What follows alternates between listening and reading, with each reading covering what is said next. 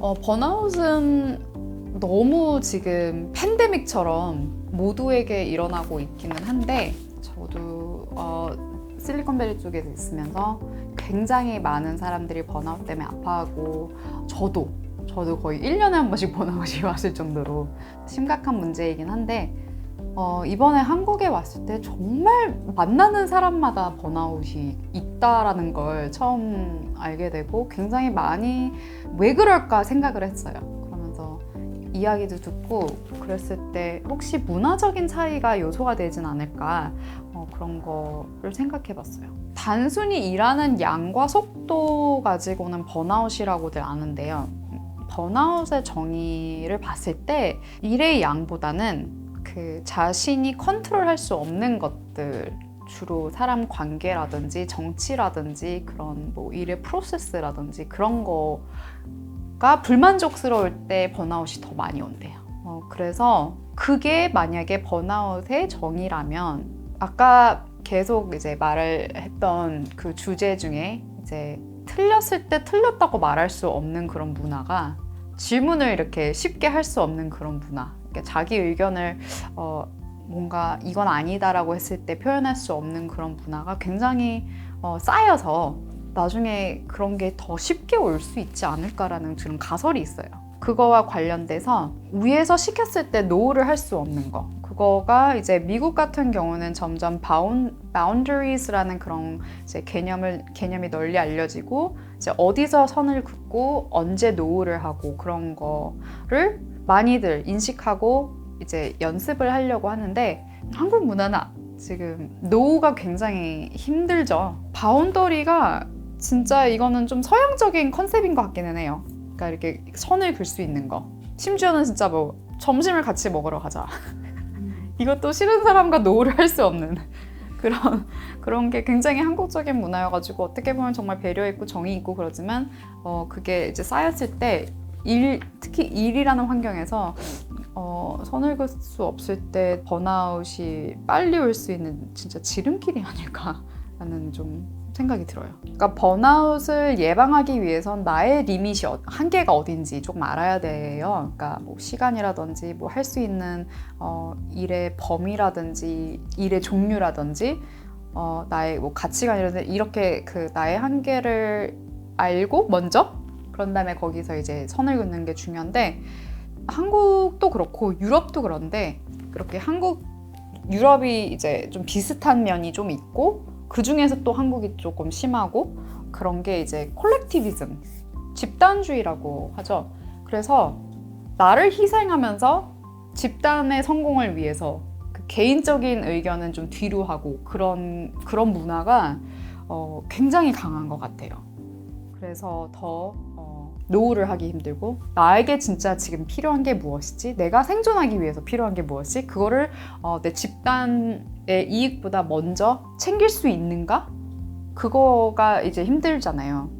근데 저희도 사실 늘 이 개념이 중요하다고 미국에서 설명할 때 부하 직원이던 팀원들한테 에어플레인 세이프티에 대해서 얘기를 하는데 세이프티 마스크가 내려오잖아요. 그때 꼭 그 세이프티 트레이닝을 할 때 엄마가 먼저 자기 거를 하고 그 다음에 아기 거를 하라고 그래요. 그런 식으로 이제 뭔가 엄마라든지 뭐 그렇게 정말 그 남을 위해서 희생하고 그런 게 강한 사람들은 본능적으로 남을 먼저 할 것 같은데 아니 내가 먼저 살아야 남을 도울 수 있다 그런 개념이잖아요. 그래서 저희도 그 얘기를 굉장히 많이 해요. 리더들한테도 그렇고 특히 리더들 세이프티 마스크를 먼저 써야 된다. 당신이 무너지면 팀이 무너지기 때문에 평소에 관리 잘하고 번아웃 오면 안 되고 그렇게 선을 긋는 모습을 리더가 먼저 보여줘야 된다.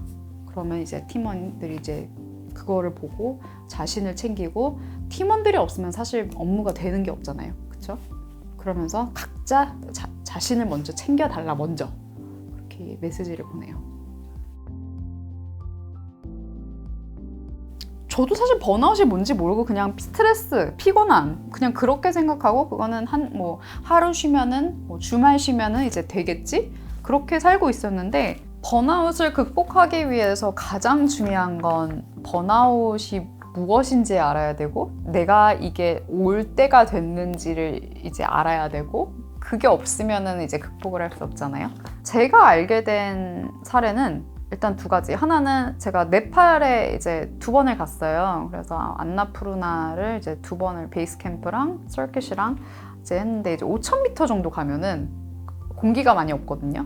근데 저희 60세 엄마는 괜찮은데 제가 숨을 못 쉬는 거예요. 근데 나중에 알게 됐는데, 제가 복식 호흡을 안 하고 여기서만 숨을 쉰대요. 그러니까 너무 일을 많이 하고 뭔가 스트레스나 뭐 번아웃을 오랫동안 축적하고 해결을 못했기 때문에 숨을 얕게 쉬는 거죠. 가슴으로.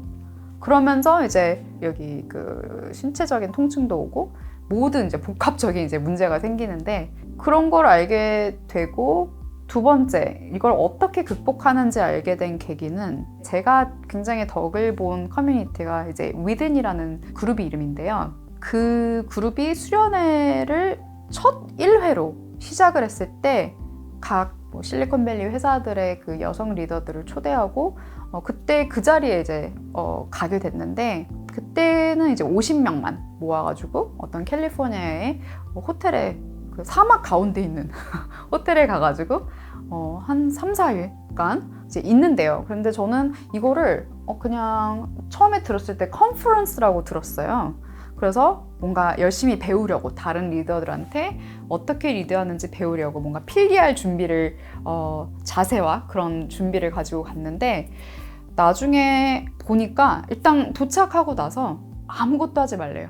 핸드폰도 보지 말고. 알고 보니까 진짜 이 시간에 쉬고 자신의 가치관과 진정성 있는 리더십을, 그 목소리를 찾아가는 시간이라고 그러더라고요. 왜냐하면 리더한테 가장 중요한 거기 때문에.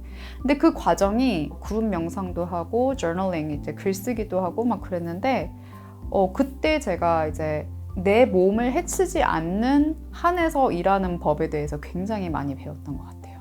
그리고 저는 좋은 리더가 사실 뭔가 일을 잘하고 전략을 잘하고 그런 거로만 생각을 했지, 정말 한 번도 이렇게 자기 관리를 잘하고 그런 리더라고는 한 번도 생각을 했던 적이 없었는데, 굉장히 그게 신선했고, 그게 저의 모든 거의 시작이었어요. 그러면서 명상도 시작하고, 그때 정말 또 충격적이었던 게, 그때만 해도 이제 저는 새로운 팀장이었어요. 팀장한 지 별로 1년도 안 된 상태였는데, 그때 모든 사람들이 다 뭐 구글의 부사장급, 뭐 구글의 디렉터급, 다 이제 디렉터 플러스 너무너무 경력이 많은 리더분들이 모인 자리였는데, 거의 100%가 심리 상담을 받더라고요.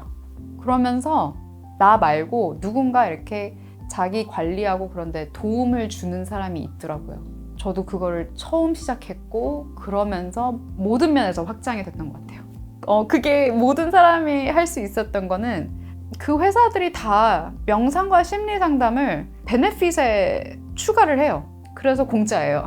그리고 두 번째는 이제 점점 보험이, 메디컬 보험이 그런 거를, 정신 건강도 건강이다, 그렇게 해서 하기 때문에 공짜로 할 수 있는 거죠. 근데 그걸 돈 내고 하라 그러면 일단 그거에 대한 중요성도 모르는데 돈 내고 하겠어요?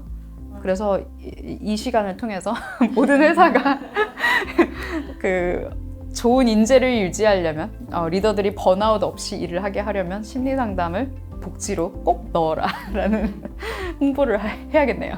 그러니까 모두에게 오는 건데, 약함의 상징이라고들 많이 생각하고들 있어요. 이제 번아웃이 굉장히 개념이 널리 알려지지 않은 그런 조직에서는, 제가 이렇게 번아웃에 대해서 나중에 알게 되고 적극적으로 이제 그 치료가 아니라 예방할 수 있게 되고 그런 게 가능했던 이유는, 제가 진짜 리더들 중에 먼저 자기가 번아웃이 왔다 그렇게 얘기를 할 수 있는 리더들이 많았고, 내가 그게 약함이 아니다라는 걸 보여줄 때 나를 돌아볼 수 있는 계기가 되었고, 번아웃을 예방하기 위해서 하는 행동들 있잖아요. 다 개인마다 리밋이 다르고 한계가 다르고 예방법이 다른데, 그거를 리더가 먼저 시범 보이고, 나는 진짜 하루에는 딱 1시간 정도 정말 쉬어야 돼.